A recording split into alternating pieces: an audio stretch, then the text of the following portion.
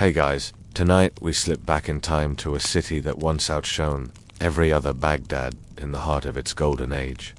You're not a tourist, you're just ... there. No map, no translator, no clue what century it is. The air is thick with the scent of cardamom, human sweat, and something definitely dead. A minaret casts its morning shadow over rows of mud brick homes. Somewhere, a rooster screams like it's been possessed. You stir on a flattened bed of straw in what appears to be someone's abandoned goat shelter. You probably won't survive this. So, before you get comfortable, take a moment to like the video and subscribe, but only if you genuinely enjoy what I do here. And let me know where you're watching from and what time it is. I always love seeing that. Now, dim the lights, maybe turn on a fan for that soft background hum, and let's ease into tonight's journey together. The first thing that hits you besides a passing child slapping your foot for being in a shortcut is the sound. Baghdad doesn't wake up quietly. Donkeys bray as they're led through narrow alleyways. Merchants bicker over yesterday's prices, and someone's beating copper pots like a drum line with no rhythm. You try to stand, stretching limbs sore from the stone-cold ground. Your tunic, generously loaned from a pile of forgotten laundry, smells like river water and wet wool. You blend in terribly. Wandering the alleys feels like navigating a human beehive. It's the 9th century, and you're in the Abbasid Caliphate's crown jewel, though there's no sign marking it, of course. Streets twist like the thoughts of a poet. There are no street signs. The only directions anyone will give you involve palm trees that no longer exist. And watch your step. A stream of foul water trickles through the center of the street, the sewer system, if you can call it that. You're pretty sure your foot just sank into history's earliest version of a toilet. Historians still argue whether Baghdad had an organized municipal waste plan, or just relied on gravity and goats. Judging by the smell, you suspect the latter. Soon, the heat creeps in. It's barely past dawn, and already the sun feels like an accusation. You squint against the glare as men in linen robes and leather sandals shuffle past, muttering greetings or muttering nothing at all. No one makes eye contact. Everyone seems very busy, not dying. A man in a turban with a face full of hennaed beard waves you off with a long wooden stick. You've accidentally stood too close to his bakery's smoke vent. Hot ash flutters in your direction like angry moths. The bread smells amazing flat, yeasty, and earthy, but he's made it clear that smelling is free. Touching is not. You pass a wall with faded murals, probably once beautiful geometric designs, now chipped like an old memory. Beside it, children play with what looks like a sheep's bladder inflated into a ball. A girl calls out to you in Arabic. You nod back, awkwardly, then realize she's warning you about the donkey droppings behind you. Too late. You're not sure where you're going. And even if you were, you couldn't say it out loud. You don't speak Arabic, Persian, Syriac, or even bad Turkish. You try gesturing your thirst to an old woman ladling water from a clay jug. She hands you a cup, stares as you drink, then holds out her hand knot in friendship. You quickly trade her your only possession, a tiny silver earring you forgot you were wearing. She bites it to test, nods, and grins. You've just been mugged politely. Mainstream fact: Baghdad was a city of 1 million people, at its peak one of the most populous and advanced cities in the world. And yet, your one bad alley turned from complete You find a dusty courtyard where someone is already loudly reciting poetry. An audience of 4 listens. You sit quietly at the edge, relieved to rest. The poem is beautiful, haunting though you understand none of it. The speaker waves his arms, like a conductor. It's about lost love, or death, or maybe goats. Hard to tell. And that's when a falcon lands right beside you. A real falcon, with bells on its feet. It stares directly into your soul. You blink. Somewhere nearby, a handler whistles. The bird flaps off, leaving a trail of feathers and at least one small lizard claw on your sandal. That's your quirky tidbit for the day. Falconry wasn't just a sport of the rich. It was also used for military signaling and communication. You slouch against a palm tree stump and notice something bizarre. A slab of clay nailed to a wooden door bears a complex script you don't recognize. Cuneiform. No, it's Arabic calligraphy. A poem etched for visitors, possibly even a verse from the Quran.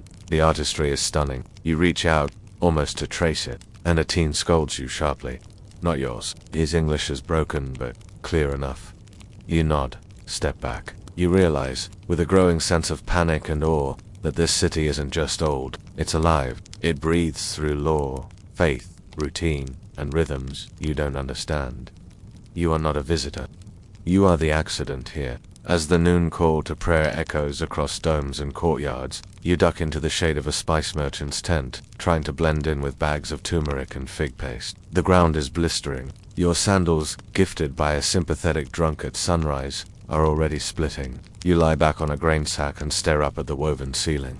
The sounds fade, a little stillness. Finally. But, this is just the beginning. Because someone just walked by shouting your description, loudly.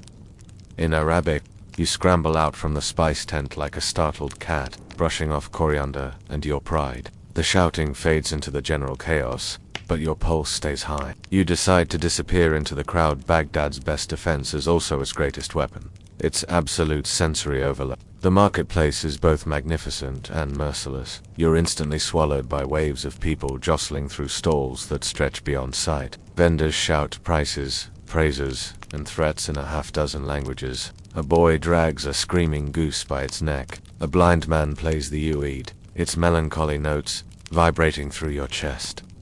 Someone is selling a monkey in a vest. It winks at you. You don't wink back. You pass towers of pomegranates stacked with surgical precision, bricks of saffron glowing like treasure, dried lizards for stamina, and what may or may not be preserved camel toe. There's the sweet tang of rosewater in the air, quickly overridden by the more persuasive aroma of warm meat and old sweat. You spot an open area where a scribe sits beneath a linen canopy, surrounded by scrolls and bound books. His hands are dark with ink. He dips his reed pen with the care of a surgeon, pausing every few strokes to blow gently on the parchment. You edge closer. This man is a Katabi, professional writer. Illiteracy is common, even in a city bursting with knowledge. If you want anything documented, contracts, poetry, letters, he's your guy. The script is elegant, flowing, hypnotic. You lean in a bit too far. The scribe looks up slowly, eyes narrowing as he takes in your face, your uneven tunic, your general aura of not from around here. He says something sharp and flicks ink toward your sandals. A small crowd chuckles. One woman actually applauds. You're not welcome. You back away and find yourself in a more chaotic wing of the market, the animal section. A donkey rears next to you, hooves flashing inches from your ribs. A flock of sheep floods the lane like a woolen tidal wave. Someone is loudly auctioning off a camel. Very brave, they insist. The camel promptly bites a child's turban. Suddenly, a bell rings 3 times. The crowd shifts like a tide. Something's happening. You're caught in a current of bodies drifting toward a square. At its center stands a wooden platform. No, not a stage. A gala. A man has marched forward, flanked by guards in quilted armor. His crime is unclear, but the onlookers are animated. Some jeer, others pray. One woman weeps. You overhear fragments, forged letters, insulted a judge, stole from the W. That last one catches your ear. A waqf is a religious endowment, a kind of medieval non-profit. Historians still argue whether public punishments like this were common justice or performative theater. Today, it's both. You can't watch. You also can't look away. But before the sentence can be carried out, someone in the crowd faints dramatically, perhaps. From heat, perhaps to avoid seeing the worst. The moment breaks. Guards scatter. People search. You use the chaos to duck into a shaded arcade beside a perfumer's shop. It's darker here, cooler. Shelves lined with tiny bottles of precious oils glint in the gloom. The merchant eyes you. You're too broke to buy anything and too foreign to pass. For curious. He offers you a small vial anyway, then snatches it back when you don't produce coin. You sigh and lean against a column, thinking you're safe. But then something crashes. Nibus shouts erupt.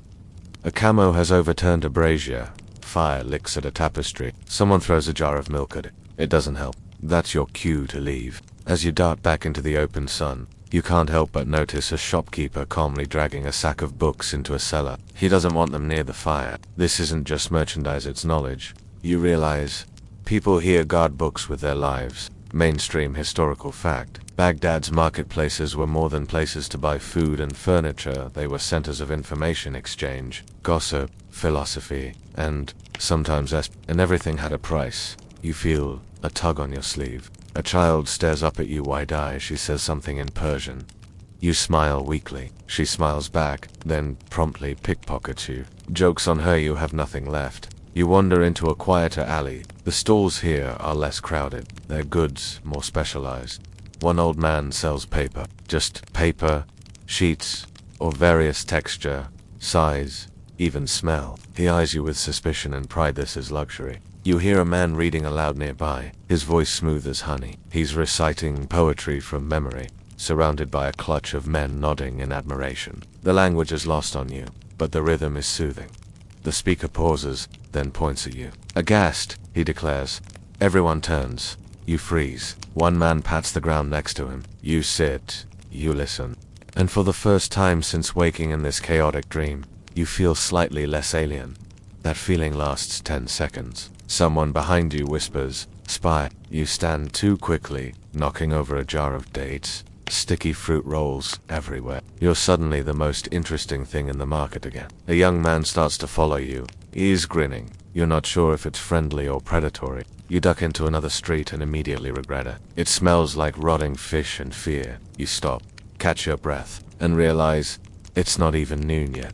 You're sweating through layers of borrowed linen, lungs full of spice, dust, and paranoia. When you catch a glimpse of what looks like salvation, a tiled archway marked with delicate mosaic. Inside, soft laughter and the hissing of hot water call you in like a siren song. You've found a hammam, or public bath, and if you think that means rest and relaxation, think again. You're about to be steamed, scrubbed, judged, and maybe mildly interrogated. Inside, it's warm and dim, the air thick with citrus soap and eucalyptus smoke. Robes hang from wooden pegs. Sandals are stacked haphazardly, and steam curls like lazy ghosts along the marble floors. You remove your dust-caked clothes. Modesty is a suggestion in here, not a rule, and wrap yourself in a thin cloth offered by a boy barely old enough to pour tea. He gestures with one hand and takes your boots with the other. You'll probably never see them again. The heat hits you like a wall as you enter the inner chamber. Light filters through star-shaped holes in the ceiling, casting the room in a soft constellation glow. Men recline on hot stones, trading gossip in hushed tones. Water buckets slosh. Somewhere, someone is humming a tune you almost recognize until it veers into a scale your ears weren't built for. You find a quiet spot and try to disappear into the background. It doesn't work. A burly man with a mustache that could smuggle contraband motions for you to lie flat. You obey. He begins to scrub your back with a rough mitt made of goat hair and vengeance. Layers of you are coming off dead skin, dignity. Maybe that embarrassing tattoo from college. You try not to yelp. "You're not from here," he says, not unkindly. "Baghdad smells different to you." You nod again. He chuckles. "You'll get used to it or you won't." The bathhouse, you're realizing, isn't just about hygiene. It's where information flows freer than water. Business deals, marriage proposals, poetry, recitals, even quiet political scheming all take place over buckets and buckets of steam. Mainstream fact. Hammams in Abbasid Baghdad were more than glorified bathtubs. They were vital social hubs, health centers, and rumor mills. There were dozens, if not hundreds, scattered throughout the city. You start to relax just a little, and that's when you feel eyes on you. Two men in the far corner aren't even pretending to bathe. They're watching, talking, in low voices. One points at your bundle of clothes. "Here's your quirky tidbit.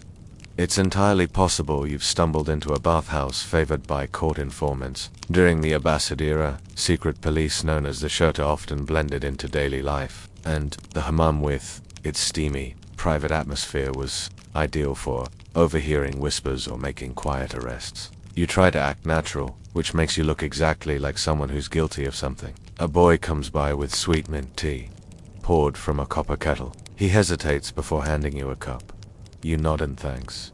He doesn't smile. You're starting to suspect you've said the wrong thing to the wrong person, or maybe just looked too long at the wrong calligraphy. Historians still argue whether the Shurta acted more as enforcers of the Caliph's will or local peacekeepers. You think to yourself, as though you're writing a term paper in your own personal panic. You finish your tea and mumble a thank you. The burly scrubber grunts and points you toward a final rinse cold water in case you thought comfort was on the menu. You gasp as the chill hits you, and someone chuckles nearby. Robe on, you try to find your way out. The layout is confusing, full of mirrors, nooks, and steam. You pass a chamber where two elderly men are debating loudly over theology, something about free will versus predestination. One waves his hand dramatically, nearly smacking a wall torch. They don't even notice you. Back near the entrance, you realize your boots are indeed gone, replaced by slightly smaller ones, possibly stolen from someone wealthier. You slip them on. Close enough. As you exit, blinking in the daylight, a teenage boy sidles up and slips something into your hand. "Don't read it here," he says in broken Arabic. You look around. No one else seems to notice. When you open it later, it's just a line of poetry. Or a code. Or a warning. You can't tell. You tuck it into your waistband and pretend it didn't happen. Outside, the sun has shifted. The city's rhythm slows in the midday heat. Shopkeepers doze in shaded corners. Cats stretch across mosaic tiles. But your heart is still racing. You've been in Baghdad less than a day, and you may have just been recruited, investigated, or cursed. Possibly all three. And you're still not even clean. You flee the bathhouse, half refreshed, half terrified, sandals squelching with leftover rinse water. The sun has risen higher, a molten coin hanging above the city, and your stomach begins to protest the lack of anything resembling breakfast. You try to follow your nose, which leads you to a small cluster of food stalls huddled under faded linen canopies. The smell of sizzling lamb fat hits like a revelation. Skewers of meat drip onto open flames, filling the air with smoke and desire. Fresh flatbreads slap against clay ovens, while a boy fans embers with a folded palm leaf. You don't have money, but desperation gives you courage or maybe poor judgment. You mime hunger. The vendor eyes your ragged robe, shrugs, and hands you a charred-end piece of meat wrapped in pita. It's salty, greasy, heavenly. "Next time," he grunts, tapping his palm. Message received. Not far from the stalls is a squat building marked with a painted symbol, a crescent and a dagger. A man with a crimson-stained apron stands in the doorway, cracking his knuckles and grinning too wide. You've found a taboob, a doctor, or more accurately, a healer, barber, bone setter, and part-time dentist. His toolkit includes knives, hooks, and several glass jars filled with substances that defy identification. One of them may have winked at you, feeling queasy yet. Don't worry, it gets worse. You're ushered inside before you can object. A woman sits on a low bench, clutching her wrist while the doctor applies a poultice that smells like onions and ash. Another man grounds softly in the corner, holding a bandage over his eye. You're waved toward a seat. You sit. Mistake. Where does it hurt? The tabab asks in Arabic. You gesture vaguely to your ribs. Wrong answer. He nods solemnly and pulls out a cupping jar. Mainstream fact. Cupping therapy was widely practiced in medieval Islamic medicine. Heated glass or horn cups were applied to the skin to draw out bad humors. Whether you had a fever or a heartbreak, odds were you'd be set on fire just a little. The cup is warmed with a flame, then slapped onto your side. It sucks your skin skyward like a curious octopus. You let out a noise you didn't know you could make. The other patients laugh gently. It's the most bonding you've experienced all day. Next, he reaches for the leeches.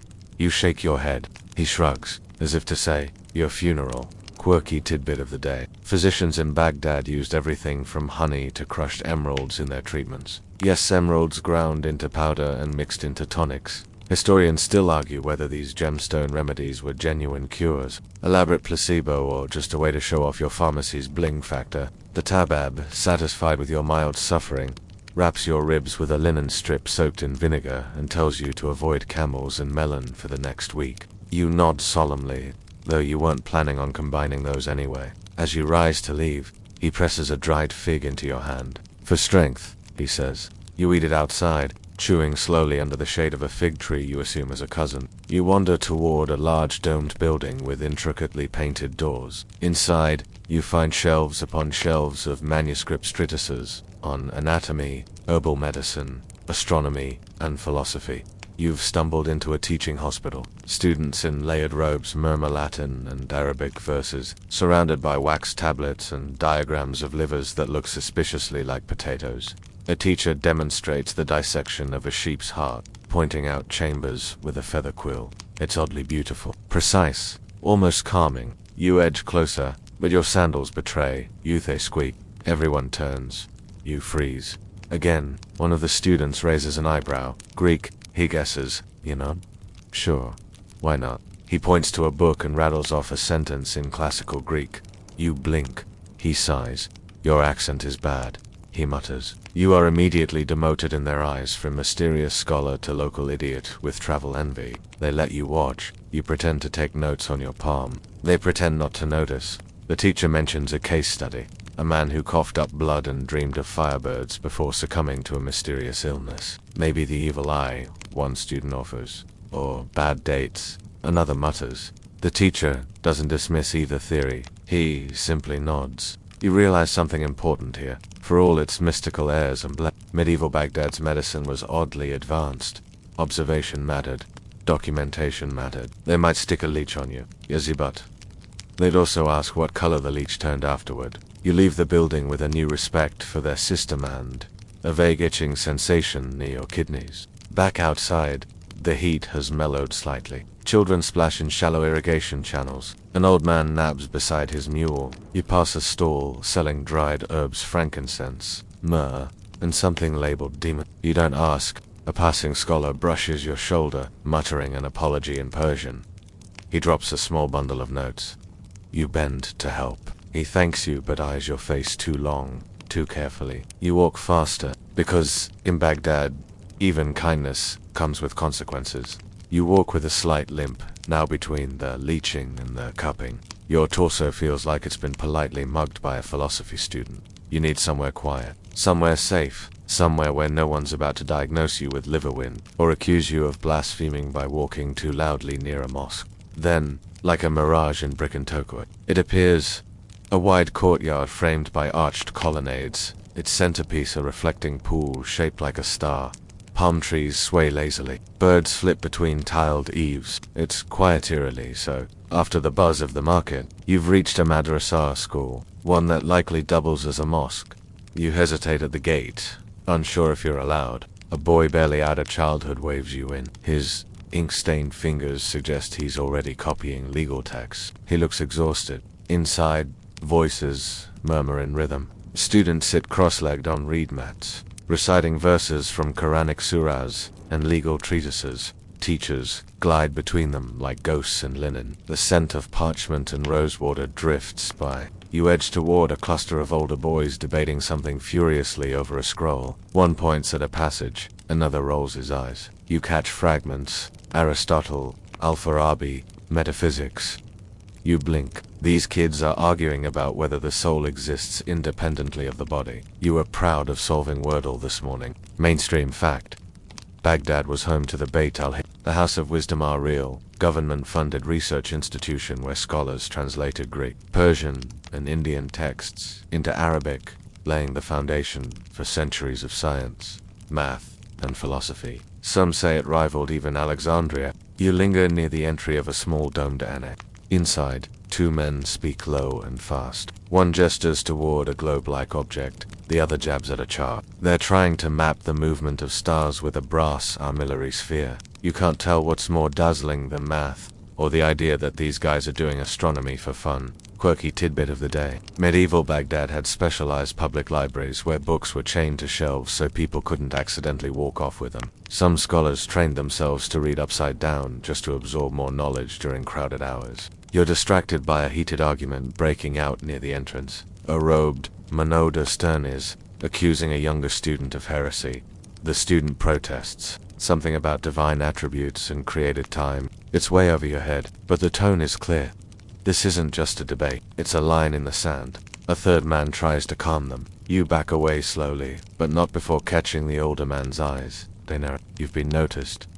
Again, you retreat into the mosque wing of the compound, where things are calmer. You slip off your sandals and step onto the cool stone floor. It smells like old wood, candle soot, and a piece you didn't know you missed. The prayer hall is nearly empty. One elderly man bows in silent devotion. His movements are fluid, precise, rehearsed over decades. You stay near a column, heart rate slowing. For a moment, it's just you and the echo of whispered prayers, until someone taps your shoulder. A scholar, younger than you, with sharp eyes and a quiet smile. He holds a scroll, gestures to the courtyard. You follow, mostly because refusing might seem rude and possibly illegal. He unrolls the scroll on a low wooden table. It's covered in lines and arrows, Arabic annotations spiraling outward from a central text written in Greek. Do you read this? He asks in decent but accented English. You panic and blurt a little. He grins. Then help me. My teacher thinks this word means essence. I think it means substance. Which is it? You stare at the word. Uzia. Great.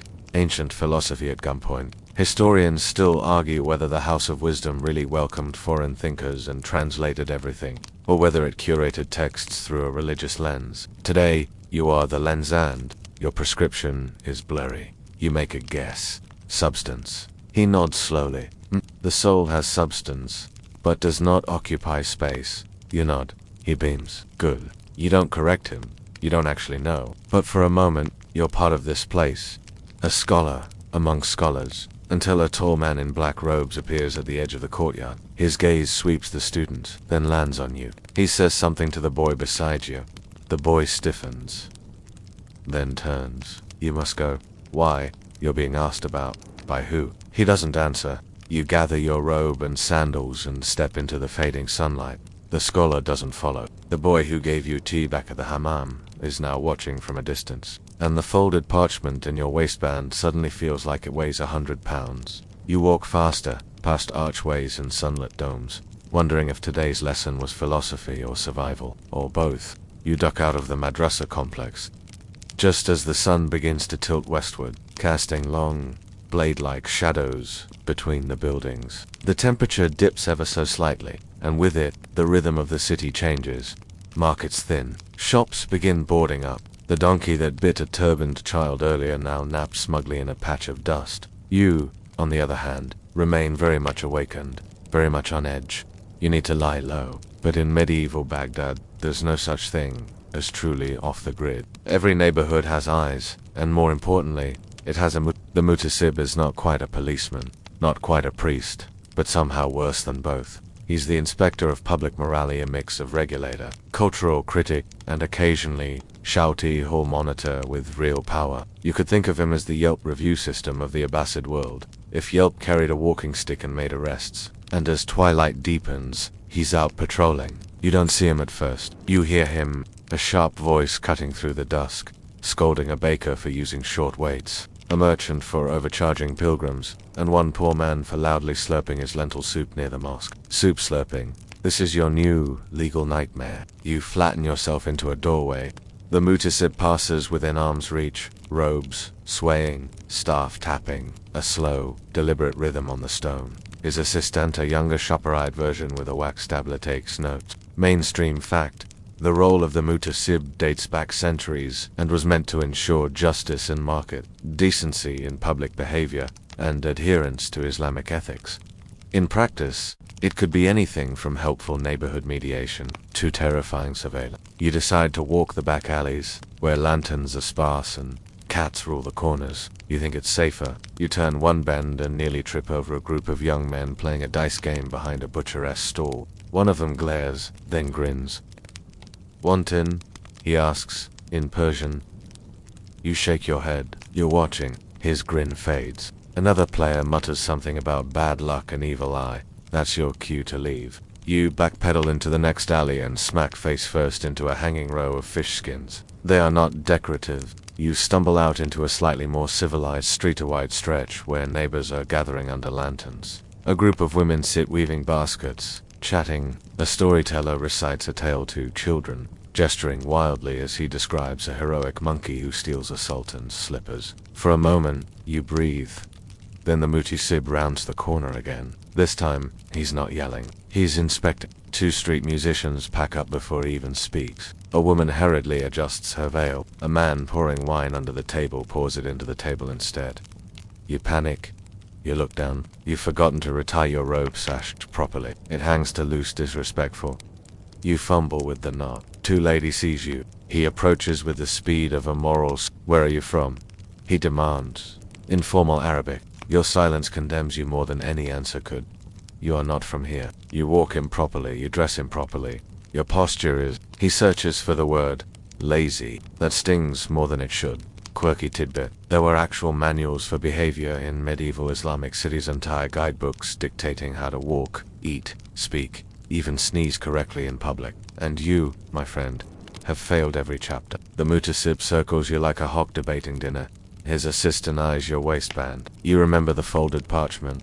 You clutch your side instinctively. Too instinctively. He notices. He leans in. You consider your options. Run. Cry. Lie. You go with Pretend you don't understand. You offer, miming confusion. He turns to his assistant. Keep an eye. Fools are dangerous in packs. He moves on. You don't breathe until he vanishes around the corner. You slink away, stumbling into a tiny courtyard lit by a single lamp hung from a nail. A woman sweeps slowly beneath it, humming a lullaby. You sit by the wall, knees up, forehead resting on your arms. You're not sure what day it is. You're not sure what time it is. But you are sure of one thing. Baghdad does not care if you survive it. Somewhere behind you, the call to Isha, the night prayer, floats through the city like a soft command. Lanterns sway. A muezzin's voice echoes from a nearby minaret. The wind shifts slightly, bringing the scent of jasmine and burned meat. You sit in the dark and realize this is still only your first night. Night in Baghdad doesn't bring quiet. It just swaps noise for a different kind. The clang of pots gives way to the rhythm of drums in distant courtyards. Laughter seeps from homes with half-open shutters. The slap of sandals on stone echoes louder in the dark. Lanterns bob along alleyways like glowing jellyfish, swinging from long poles carried by You're cold, hungry again, and exhausted in that heavy, dreamlike way that makes your bones feel borrowed. But the city has one more test for you before it lets you sleep. You follow the smell of the river. The Tigris is close. You can feel it in the damp air and the faint temps of wet earth. You pass a shuttered bakery, a shrine flickering with devotional candles, and then suddenly, there it is. The great river, gleaming like melted metal under the stars. It's beautiful, yes, but also suspiciously alive. The embankments are uneven and mossy. A man stands waist deep in the water, washing laundry while smoking something from a crooked pipe. Another is scooping water into a jar, swatting at the bugs dancing above it. You notice movement in the shallows, then are squeak rats. Big ones. The kind that might unionize. You take a cautious seat on a stone step, keeping your feet above the splash zone. Boats creak gently as they sway, ropes pulling taut and releasing like breath. A stray dog noses through a pile of fish bones nearby. It pauses to stare at you, then wisely walks away. Mainstream fact. The Tigris was the lifeblood of the city, source of trade, travel, irrigation, and, regrettably, trash. Waste management was a very loose concept. Historians still argue whether certain riverfront neighborhoods were considered elite or essentially glorified dumps depending on the caliph of the week. You gaze across the water, where the shadowy shape of a building looms, tall, symmetrical, and once breathtaking. The House of Wisdom, maybe, or a palace, or the library of some forgotten vizier. It's hard to tell, in the dark, but there's something haunting about it. You see a flash of torchlight near one of the entrances, then another, and then the smoke. Someone is burning something. It's not food. You know that smell. It's parchment, a scholar's worst nightmare and a bureaucrat's favorite pastime. Book burning. You're frozen, not just from the cold, but from what this means. A purge, a crackdown, a petty revenge. You'll never know. But the flames rise steadily as shadows hustle in and out, feeding scrolls into the pyre. Quirky tidbit. In periods of political instability, it wasn't uncommon for entire libraries to vanish overnight, burned, hidden, or relocated. Some texts were preserved by being copied and disguised as poetry. Others were lost forever, their ideas floating away as ash. You slip back into the alleys, disturbed and oddly protective of the parchment still folded at your side. You haven't even read it, and yet you cradle it like it's the last truth on earth. You pass what looks like a Kafir Mahalo cushions, a samovar puffing out steam, men sipping tea, and arguing in low tones. Philosophers or rebels or both. You consider joining them, but a single glance from the man at the entrance makes it clear you're not invited. So you keep moving. Past closed eye shops, their vats covered like sleeping beasts. Past a tanner's yard that smells like damp leather and regret. Past a courtyard where a young woman plays the kanan, her fingers delicate lightning over strings. She's good. You stop and listen from behind a lattice wall, daring not to be seen. Someone behind you murmurs, "Move." You jump.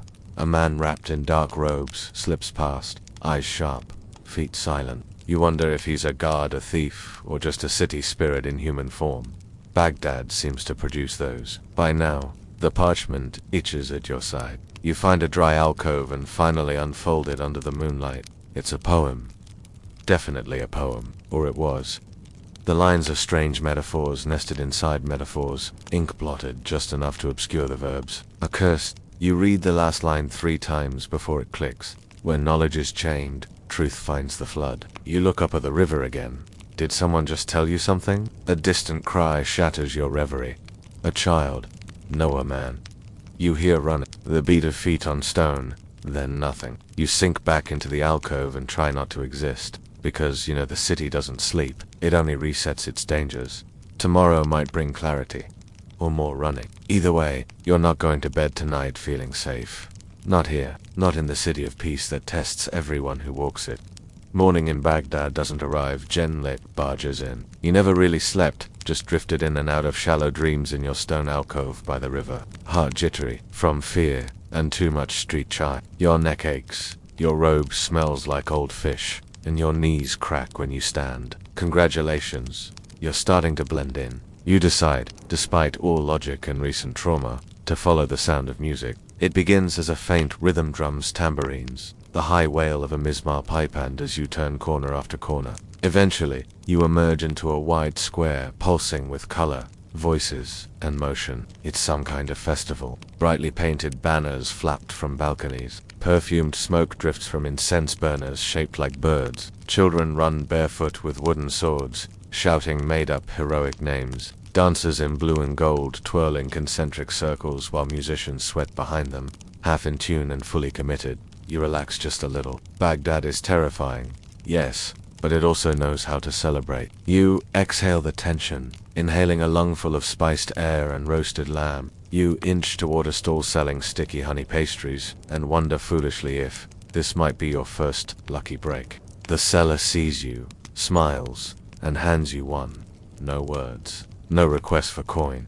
Just a nod, like he's seen your kind before. Maybe he has. You devour the pastry into ecstatic bites. Nearby, a juggler launches a flaming torch into the sky. A monkey in a vest claps on beat. A noblewoman drops coins into a beggar's bowl, while her guards eyed the crowd. You hear languages from across the Empire: Arabic, Persian, Turkic, Aramaic, Greek. Everyone is sweating together in peace. Mainstream fact. Baghdad's public festivals were famous for blending cultural traditions: Islamic, Persian, pre-Islamic, vibrant street theater.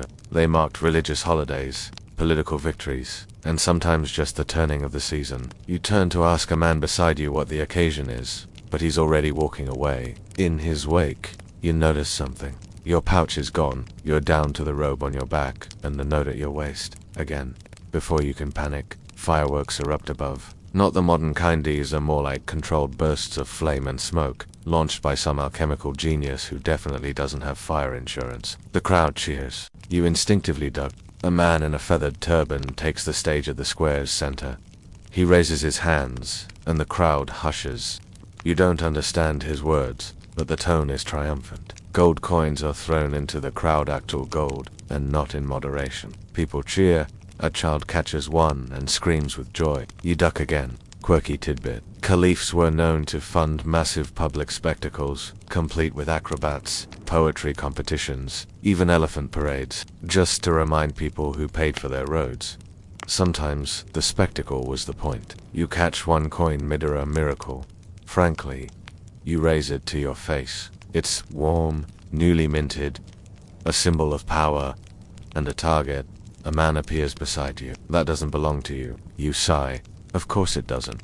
He holds out his hand. You pass it over. He pockets it, shrugs, and walks off. You just gave back your first profit in days, and then you see him, the same man in black robes, the one from the madrasa courtyard. He's across the square, watching. Still, always he doesn't approach. He doesn't need to. You step back, blending into a group of dancers. Someone throws a garland around your neck. You smile like you belong, and then slip out the side, down a winding alley that smells of orange peels and clay. You walk until the noise dies behind you. It's quieter now. A back lane with sleeping cats and drying laundry. A small fountain gurgles at the center, catching the morning sun like a bowl of melted silver. You sit. The note in your robe crinkles again. You read it one last time. It still doesn't make sense, but you understand the feeling. Where knowledge is chained, truth finds the flood. You look back toward the river. Maybe it's a warning. Maybe it's a clue. Maybe it's just a poet having a bad day. Historians still argue whether Baghdad's greatest secrets were lost to fire, theft, or simply time. You suspect all three, and maybe more. You lean back against the wall and close your eyes. You've survived barely a full day and night in medieval Baghdad. You've been scrubbed, scolded, fed, interrogated, celebrated, and nearly recruited into some underground librarian cult. Not bad for someone who started their day in a goat shed. The city will keep spinning. It always does. Whether you stay or not, Baghdad endures shifting, watching, remembering. And somewhere beneath its streets, in the dust of vanished books and the ashes of forgotten truths, it holds on to stories just like yours. Wind down and now, as the final echoes of the festival fade, and the sun settles into the cradle of the western sky. Let's leave the bustling streets behind. The city slows again. The last market call goes quiet. Doors creak shut. Lanterns flicker softly in windows, casting long shadows that stretch across quiet courtyards and narrow lanes. Even the Tigris seems to hush itself, its muddy waters moving slower under the moonlight. You find a quiet corner beneath a fig tree, its branches heavy with fruit and memory. A cat curls beside you, purring faintly. The air is cooler now, gentler. The chaos of the day recedes like the tide, and what's left behind is calm and strangely familiar. You exhale, slowly, deeply. The night wraps itself around you like a warm blanket, and for the first time since you woke up in this wild, wonderful city, your body begins to release the tension it's carried. Inhale again. The stories of Baghdad swirl around you like dust on a breeze, fragments of poetry, the flicker of firelight on parchment, the soft scolding of a muhtasib at dusk. They drift into your thoughts like dreams, just beginning, and as your eyes grow heavier and your breath steadies, let them carry you softly. The city watches, but it won't ask questions tonight. Sleep well.